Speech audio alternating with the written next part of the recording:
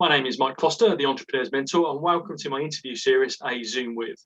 I regularly share my thoughts via my video snippets on my YouTube channel, but these series of interviews is to introduce you to trusted experts with a view of them sharing their expertise, their thoughts, and their tips with you. And today I'm delighted to be joined by Sara Southey of the Southey Way. Sara is not just a personal trainer, and I can speak for that from experience, and we'll talk about that a little bit later, but she helps you get control of your body, mind, and soul for life. So welcome, Sara. Thank you, Mike. Thanks for having me. Brilliant. I'm glad you can join us. First of all, if you wouldn't mind just introducing a little bit about yourself and the business. All right. So Sara Southey, the Southey Way, not just a personal trainer, like Mike said, I do things a little bit differently. So I'm kind of for the person that can't, won't, or don't go to a gym, for the people that are not quite sure what they should do, or they have tried 101 different things and not got the results that they want. And we work as an individual basis so that you're taking control of your fitness and your health, and all the decisions that are made are yours responsibility. And I'm basically there to help people go through that process themselves so that they've got a sustainable process through their health and fitness. Great introduction, and I can really relate to that because I used to work in the leisure industry. I used to have responsibility for health and fitness brand within a company. I had a personal training certification, but actually I was stuck, and I sort of came to you, and it was, I think the thing that sort of drew me towards you was this phrase that you use all the time, is that you describe yourself as not just a PT, personal trainer. So tell me more about that. Well, I think there's a perception out there about personal trainers, and they're there for just the physical aspect of your health. And often that focus is just on a particular element, or strength or cardio, just those particular things. And I truly believe that health and wellness is about the whole system, body, mind, and soul. So physicality, very important, but very connected to our mental health and our emotional health. And if you work on one, then it's going to affect the others. If you just focus on one, then perhaps you're missing a trick about how much you could thrive. So I work on all of them according to what my individuals actually want to look at first. Excellent. And and again, for me, it was that reason that I sort of got drawn to you. What was it, late 2019? Yeah. We first worked together. And I was at that place where I was probably a little bit stuck in terms of what I was doing. I was trying to exercise, but I wasn't really motivated to do so. The business was a little bit more important than me personally, and it was just having that moment with you, sitting in your chair, in the chair, in the room there, before doing any workout, and having a conversation, actually fixing some of this, which was actually saying, you need to make yourself important. You need to make yourself time to come. And actually, the exercise program came after that. And I've always said this to you, didn't I? I said, I can remember going away from the first session thinking, well, that's quite easy. I didn't have to do much. But actually, it was the best session I had because it fixed that mindset. And I'm delighted now that, I'm running 5K 3 days a week from that side of it. I'm feeling the healthiest I've ever felt. And that's really because you sort of kickstarted that. So tell me a little bit more why other people, not just me, come to you then.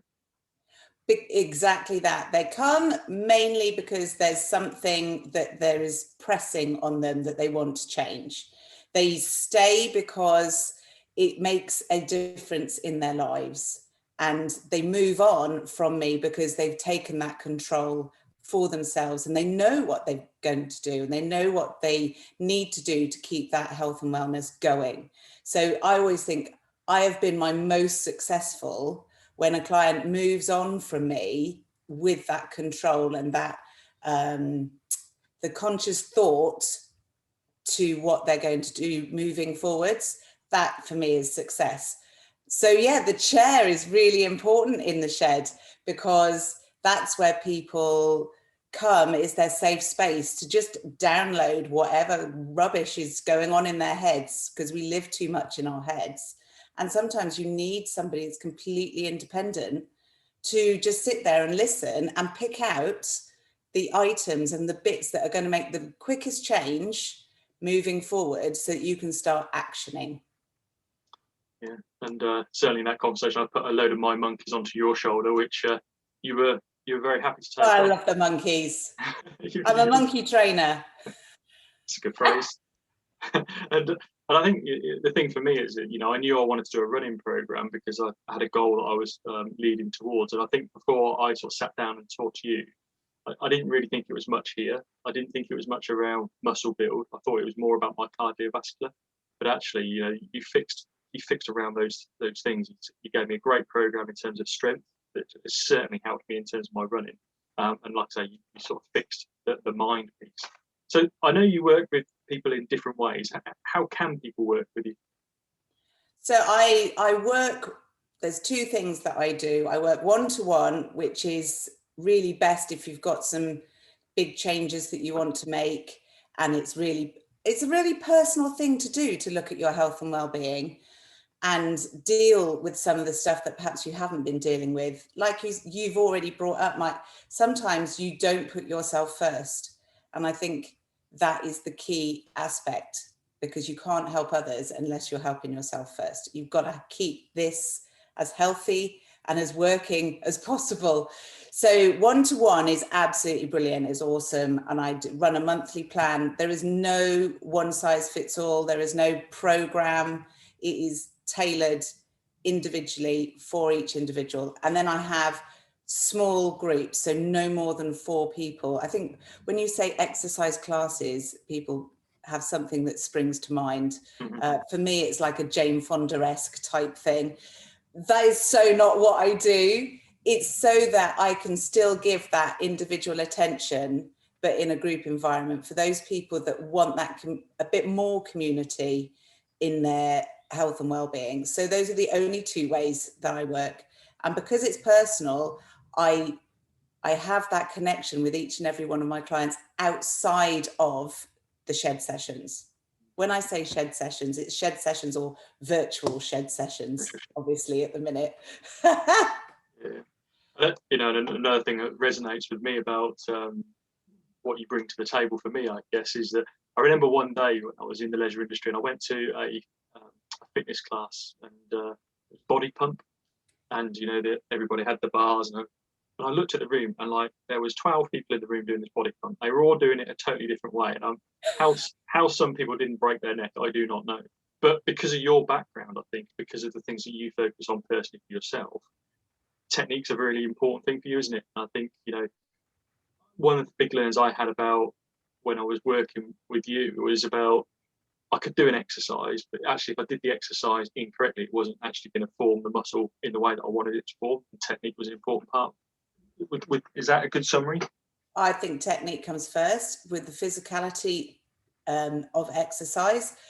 I think we all, certainly as we get older, have issues that we need to address and maybe find ways of working. I'm really good at working with people who have injuries or just health issues that are causing their body to not work in perhaps the most optimum way. And there's always a way of strengthening and making those issues better and making the exercise work better. So for example, you bring up the running. A lot of runners, they start with couch to 5K. They don't do any additional support work. They're expecting their bodies to go through what is quite a demanding exercise without giving it any of the TLC that it needs to keep doing it. So, you know, working on various different exercises and doing them really well will help you sustain your running long term. Yeah, great. And I always remember a conversation, and I won't be able to quote it per se 100%, but it was along the lines of, you know, we invest in a nice car, we spend a period of money, an amount of money investing in the maintenance of that vehicle, but we don't tend to spend that sort of money on ourselves, looking after our health and well-being. That's something that's always, I guess, resonated with me from that side of it. So, sorry. It is crazy that we will spend thousands of pounds on inanimate objects to make our life easier, and yet looking after ourselves and the one body that we have and the one mind that we have is always pretty much at the bottom of the list. And people really have to push themselves to invest in it. Time, energy, money, whatever that investment is. Yeah, and then focus on it when it's broken half the time. Yes. So in terms of your top tip then, what's the one thing someone can do to help themselves live a healthier life? Take responsibility. I absolutely think everybody always thinks health and well-being, it's got to be around exercise or eating or sleep or all of those things. I think taking responsibility for ourselves, and by that I mean responsibility to learn about how you work, whether that be mentally, physically, emotionally. We've all got various, none of us the same.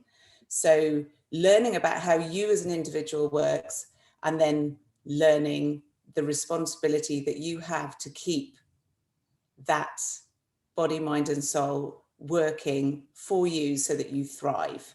So it does come down to individual responsibility. Right. And I know that you are sharing even more tips on Get Radio's breakfast show on a Monday morning. Oh, I do with love Rich. Monday morning motivation. Yeah, love it. So that's one way people can get hold of some tips from you. How else can people follow you and get further tips from you, Sarah? If you put the Southey way into pretty much any social media, you'll get me. Sara Southey pops up on a Google search, much to the embarrassment of my children. So knowing the Southey way is you'll get me, and I'm always there for anybody that just wants to chat. Brilliant. Thank you, Sarah. And I certainly recommend people to engage with you and take you up on that opportunity. It changed the way that I think about my health, my fitness, and my well-being, the whole package that you talk about, not just the personal training that I needed. So from me, thank you for my support, but also thank you for Sarah for sharing your time today and sharing some thoughts with us. Much appreciated. Thanks for having me. So please do subscribe to my YouTube channel and get notified each time I publish a new video. And I'll see you next time for a Zoom with whoever's next.